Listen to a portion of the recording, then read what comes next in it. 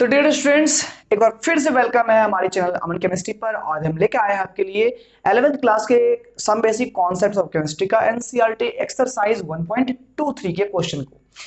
तो यहाँ पर सवाल जो है वो लिमिटिंग रिएजेंट पर बेस्ड है और कुछ फंडा भी यहाँ सीखने हैं। फंडा ये कि a प्लस बी टू, ये ए बी टू लिखा हुआ है, इसको किन किन तरीकों से समझ सकते हैं, ध्यान दीजिएगा। यहाँ पर B2 जो है वो एक बी मॉलिक्यूल को रिप्रेजेंट करता है, एक बी मॉलिक्यूल को। वही बी अगर सिंगल लिया जाए, जैसे B2 में दो बी रहेगा, तो इसको 2b एटम्स के रूप में कंसीडर करेंगे। यहां पर देखोगे 2b है, दो बी एटम्स हो गया। और B2 जो हो गया उसको एक बी मॉलिक्यूल समझेंगे, एक बी मॉलिक्यूल में दो बी के एटम्स होंगे, ठीक है। और इसको हम लोग अगर 1 मोल को लेके चले तो यहां पर देखोगे ये पीछे में बैलेंस किया हुआ है 1, ये भी है 1, ये भी है 1, यानी कि एक मोल ए अगर रिएक्शन करता है तो एक मोल बी मॉलिक्यूल से या दो मोल बी एटम से। देखो मॉलिक्यूल और एटम में डिफरेंस है। अगर एक मोल बी मॉलिक्यूल बोल रहे हैं तो बी मॉलिक्यूल मतलब क्या हो गया, B2 हो गया। तो वही अगर एटम में बोलेंगे तो क्या बोलना होगा, दो mole B atom. Sorry guys, light चली गई थी। तो आते हैं अब हम लोग मेन सवाल पर। तो यहां पर आप लोग एटम्स और मॉलिक्यूल में डिफरेंस समझ गए। अब यहां पर मेन सवाल क्या है, देखिए कहता identify the limiting reagent if any. अगर कोई है तो लिमिटिंग रिएजेंट को आइडेंटिफाई करो in the following reaction mixture. यहां पर रिएक्शन मिक्सचर दिए गए हैं ए और बी के बीच में, तो इसमें अगर कोई लिमिटिंग रिएजेंट है तो वो आइडेंटिफाई करना। सबसे पहली बात है लिमिटिंग रिएजेंट क्या होता है यहाँ पर। तो लिमिटिंग रिएजेंट किसी बैलेंस्ड केमिकल रिएक्शन में, मान लो कि कोई बैलेंस केमिकल रिएक्शन है, आप जानते हो कि इसमें जो बैलेंस्ड मास होते हैं वो एक दूसरे से कंप्लीटली रिएक्ट करके अनदर कोई कंपाउंड फॉर्म करते हैं, ना ही अंतिम में ये बचेगा ना ही ये बचेगा अगर बैलेंस्ड रिएक्शन है तो इसमें क्या होता है, अगर अनबैलेंस अमाउंट में कुछ लिया जाए, कोई एक ज्यादा कोई एक कम, तो क्या होता है कि अंतिम में रिएक्शन के अंतिम में कोई बच जाता है और कोई घट जाता है। जाहिर सी बात है अगर एक बचेगा तो सामने वाला घट जाएगा।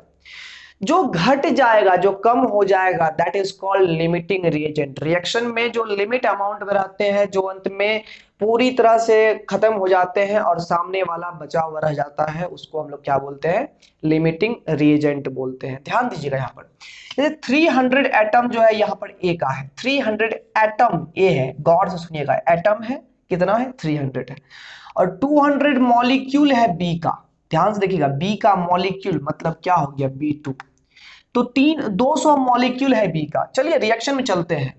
तो रिएक्शन में देख रहे हैं कि एक एटम ए का एक मॉलिक्यूल बी से रिएक्ट कर रहा है। हम क्या बोल रहे हैं, एक मॉलिक्यूल बी या दो एटम बी का। एक मॉलिक्यूल बी मतलब B2 हो गया, एक मॉलिक्यूल बी। तो यहां पर देखिएगा एक एटम ए का एक मॉलिक्यूल बी से रिएक्ट करेगा, तो अगर 300 एटम ए का लिए हैं तो उसके लिए 300 बी के मॉलिक्यूल चाहिए होंगे। तो यहां पर 300 मॉलिक्यूल चाहिए बी के भी, जो 300 एटम ए का रिएक्शन करेगा। यहां पर मॉलिक्यूल का रेशियो देखे तो 1:1 है। यहां पर एक मॉलिक्यूल है, ये भी एक है। अब भाई बी का एटम रहता तो यहां पर दो एटम से रिएक्ट कर रहा है, तब देखते हैं ए का एक एटम बी के दो एटम से रिएक्शन कर रहा है, बट यहाँ मॉलिक्यूल दिया हुआ था। तो ए का एक एटम बी के एक मॉलिक्यूल से रिएक्शन कर रहा है, तो ए का अगर 300 एटम लेते हैं तो बी के भी 300 मॉलिक्यूल चाहिए थे, बट यहाँ बी कितना है, 200 मॉलिक्यूल है। इस केस में ए बढ़ जाएगा और बी घट जाएगा। तो यहां पर जो हमारा इस सवाल में लिमिटिंग रिएजेंट होगा वो कौन होगा, वो होगा B2। यानी कि ये सेकेंड वाला जो रिएजेंट है वो हमारा लिमिटिंग रिएजेंट हो गया। चलिए यहां पर चलते हैं।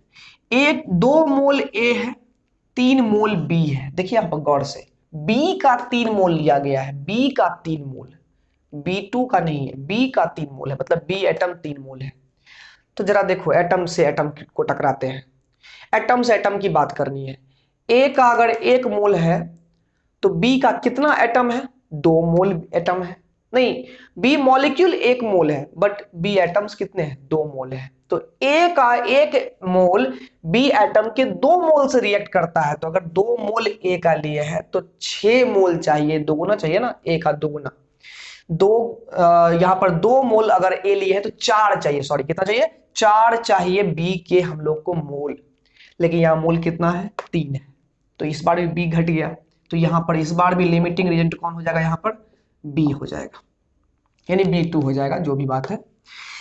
अब देखिए यहाँ पर 100 एटम ए का है, 100 मॉलिक्यूल बी का है।